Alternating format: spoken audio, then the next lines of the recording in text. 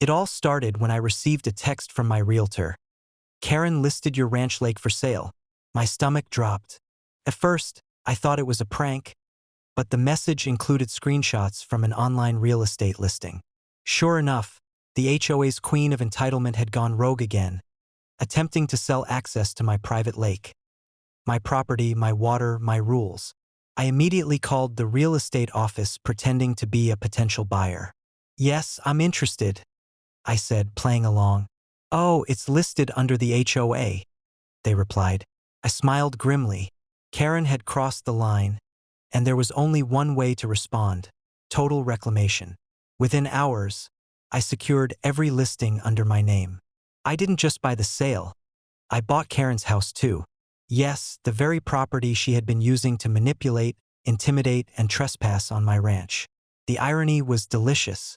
Now, instead of her trying to profit off my land, she found herself entirely at my mercy. The next morning, Karen drove over to inspect the sale, fully expecting to flaunt her authority.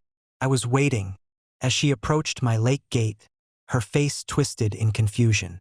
This can't be," she stammered, realizing her keys no longer worked and that I had control over her own property. I casually waved from my deck, enjoying the look of disbelief on her face.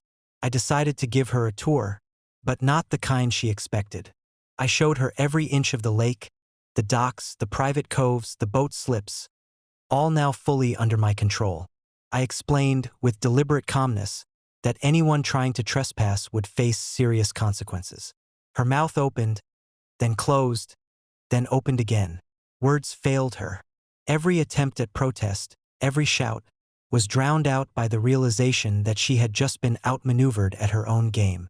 Neighbors began to gather, sensing the tension. Karen tried to call the HOA, but since I now owned both her house and the lake property, I intercepted the calls. By mid-afternoon, she had no legal or social leverage left. My ownership meant she could not access the lake, use the property, or even make noise without consequences. Every move she made was now subject to my approval. Later, I set up a few harmless reminders to reinforce my message. No entry signs, security cameras, and a floating dock with a humorous warning painted across it. Karen was furious but powerless. The lake remained serene, pristine, and entirely under my jurisdiction. She couldn't even argue because the law and common sense were entirely on my side. By sunset, Karen retreated to her now-purchased house, where she sulked in full realization of her defeat. I poured myself a drink, watching the lake shimmer in the golden light. It wasn't just about owning the property anymore. It was about demonstrating control, teaching a lesson in entitlement, and ensuring my family's privacy and enjoyment were never threatened again. The moral of the story? Never underestimate the person whose property you think you can manipulate. Karen learned the hard way that trying to sell what isn't yours can backfire spectacularly. I had turned her schemes into my advantage, securing not only my lake but also her own home under my authority. The HOA's queen had been dethroned, not with rage, but with strategy, patience, and decisive action. From that day forward, the lake was mine, quiet and secure. Karen avoided it entirely, her ambitions thwarted, and my family could finally enjoy the water without interference. It became a neighborhood legend.